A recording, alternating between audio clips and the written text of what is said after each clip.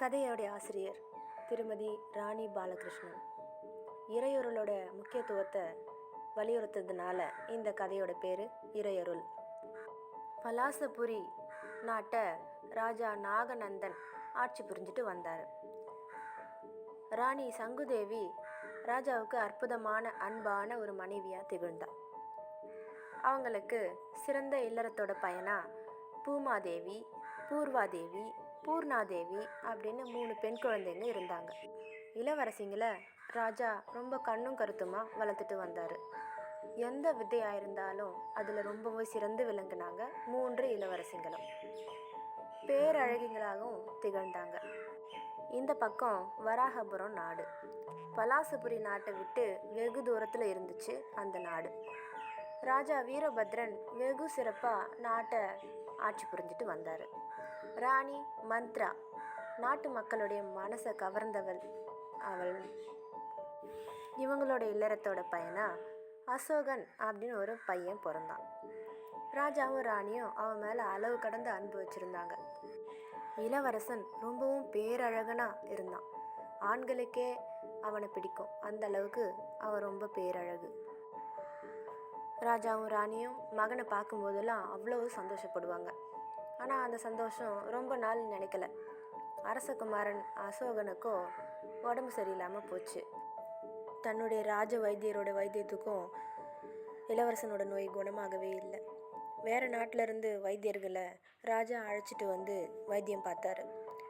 ஒரு முன்னேற்றமும் இல்லை. வருஷங்கள் தான் ஓடிப்போச்சு. ராஜாவும் ராணியும் அவனால் தீராத மனவேதனைப்பட்டாங்க.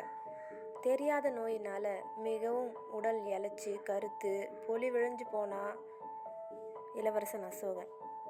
அவனுக்கு பார்க்கப்படுற வைத்தியத்துக்கும் மனசு வெறுத்து போயிட்டான். அப்புறம் தன்னுடைய தாய் தந்தை படுற வேதனை அதை பார்த்தும் நொந்து போயிட்டான். இந்த நோயினால் நம்ம ஒரு வேளை சீக்கிரமாக இறந்து கூட போயிடலாம். அதை பார்த்து நம்ம பெற்றவங்க வருத்தப்படுவாங்க. அதனால் நம்ம அரண்மனையை விட்டு வெளியே போயிடலாம். நாம் இறந்துட்டா கூட அவங்களுக்கு தெரியாது. எங்கேயோ மகன் இருக்கிறான் அப்படின்னு நினச்சிப்பாங்க.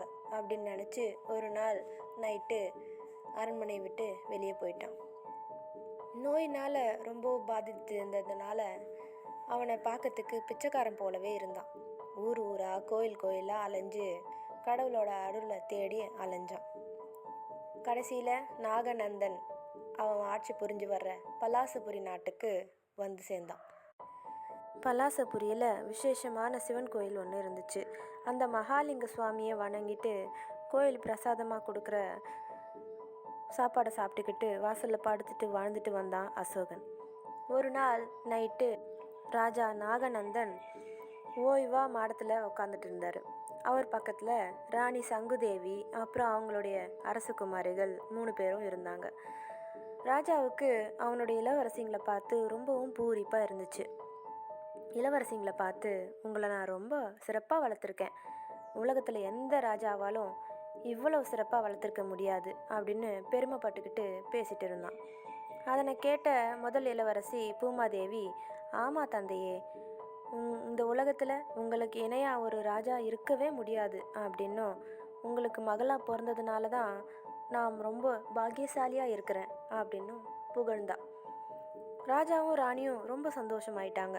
உடனே 2வது இளவரசி பூர்வாதேவி, ஆமாம் தந்தையே, உங்களுக்கு மகளாக பிறந்ததால தான் நானும் ரொம்ப சந்தோஷமாக இருக்கேன். நீங்கள் இல்லைன்னா இவ்வளவு உயர்வான வாழ்வு எனக்கு மட்டும் இல்லை, இந்த நாட்டு மக்களுக்கு கூட கிடச்சிருக்காது அப்படின்னு ரொம்பவும் புகழ்ந்து தள்ளினாங்க. மகிழ்ச்சியாக இருந்த ராஜா தன்னுடைய 3வது மகளையும் பார்க்க பூர்ணாதேவி புன்னகைச்சபடி பெற்றவங்கள பார்த்தா. பூர்ணா, உன் தந்தைக்கிட்ட நீ ஒன்றும் சொல்லலையா அப்படின்னு கேட்டாங்க ராணி. நான் சொல்கிறதுக்கு என்ன இருக்குமா, எல்லாமே இறைவனோட அருள், நாம் வணங்குற தெய்வத்தோட அருளால் தான் எல்லாமே நல்லா நடக்குது அப்படின்னு சொன்னான். ராஜா நாகநந்தனுக்கோ முகம் மாறிடுச்சு. அப்படின்னா என் மகளாக இருக்கிறதுனால நீ பாகியவதியா இல்லையா? இறைவனோட அருள் காரணமாக தான் நீ நல்லா இருக்கிறியா அப்படின்னு கேட்டார் ராஜா. ஆமாம் தந்தையே, அதில் என்ன சந்தேகம்? இறைவனோட அருள் இல்லாமல் எல்லாமே நல்லா நடக்காது அப்படின்னு சொன்னான் பூர்ணாதேவி. ராஜா தன்னுடைய மந்திரியை அழைச்சாரு.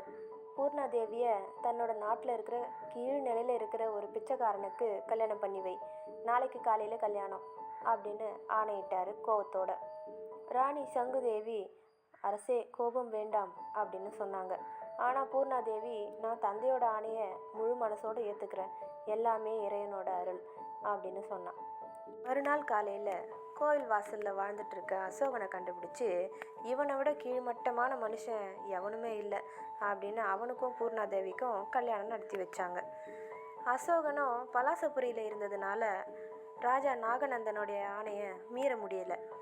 அவன் பூர்ணாதேவி கிட்ட, அரசகுமாரி ஆகிய நீங்கள் பிச்சைக்காரனை போல் இருக்கிற என்னை மணக்க வேண்டிய சூழ்நிலை வந்துடுச்சு.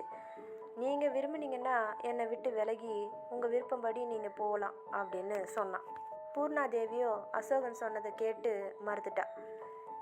எங்கள் அப்பா உங்களை எனக்கு மணாளனாக தேர்ந்தெடுத்து இருக்கிறாரு, நமக்கு கல்யாணம் ஆயிடுச்சு, அதனால் நீங்களே என்னோட கணவர், நானே உன்னுடைய மனைவி, அதனால் உங்களோட கூட தான் நான் சேர்ந்து வாழ்வேன் அப்படின்னு சொல்லிட்டான்.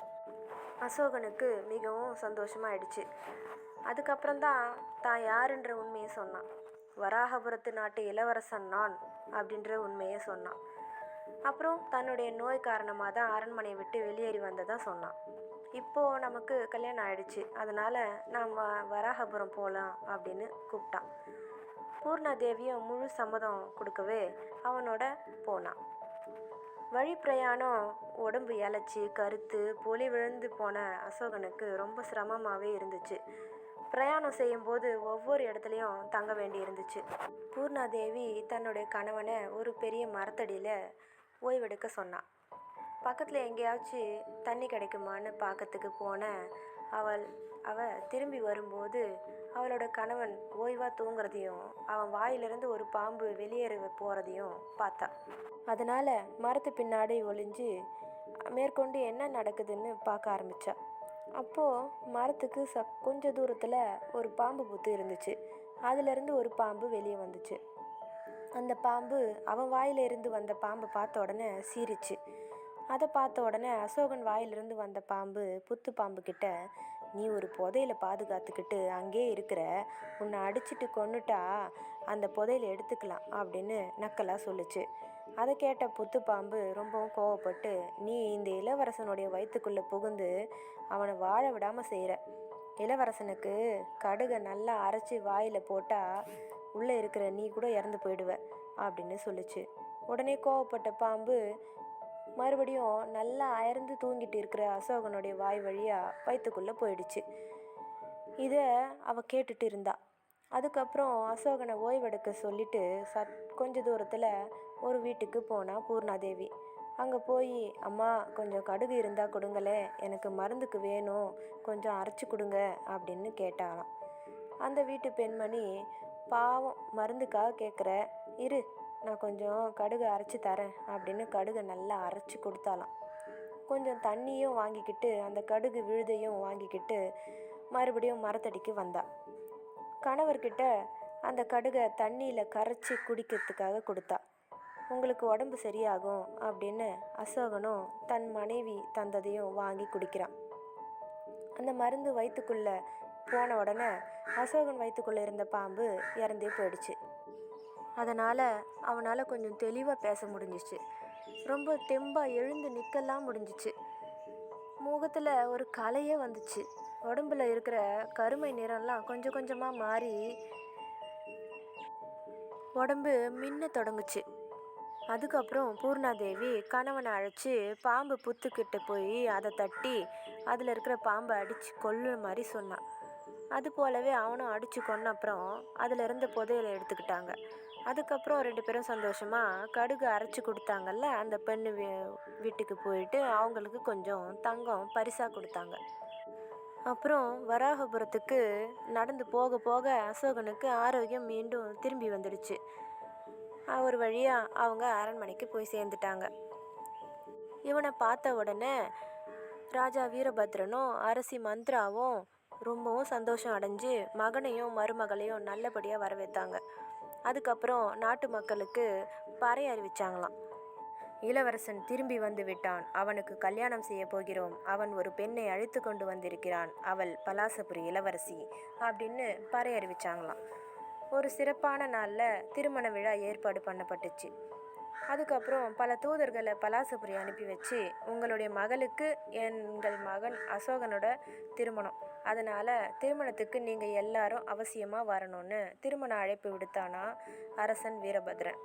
கோவத்தினால தன்னோட மகளை பிச்சைக்காரனுக்கு திருமணம் செஞ்சு வச்சிட்டோமே அப்படின்னு வருத்தப்பட்டு கொண்டிருந்த பலாசபுரி மன்னனுக்கு இந்த திருமண அழைப்பு ரொம்பவும் ஆச்சரியமாக இருந்துச்சு. குடும்பத்தோடு வந்து சேர்ந்தான். மகள் செல்வ செழிப்போட தன்னுடைய நாட்டை விட மிகப்பெரிய நாட்டோட இளவரசனை திருமணம் இருக்கிறத பார்த்து மிகவும் சந்தோஷப்பட்டான். தன்னுடைய மகளோட தலையை அன்போடு கோதி விட்டான். ஆம் மகளே, அரசன் பெரியவன் அல்ல, இறையருள்தான் பெரியது. நீ சரியாத்தான் சொல்லியிருக்க. நீடூழி வாழ்வாயாக அப்படின்னு ஆசீர்வதிச்சான். அதுக்கப்புறம் அரசகுமாரன் அசோகனுக்கும் அரசகுமாரி பூர்ணாதேவிக்கும் மிகவும் அருமையாக திருமணம் நடந்துச்சு. எல்லோரும் மனசார மணமக்களை சந்தோஷமாக வாழ்த்துனாங்க. சுபம். நன்றி. வணக்கம்.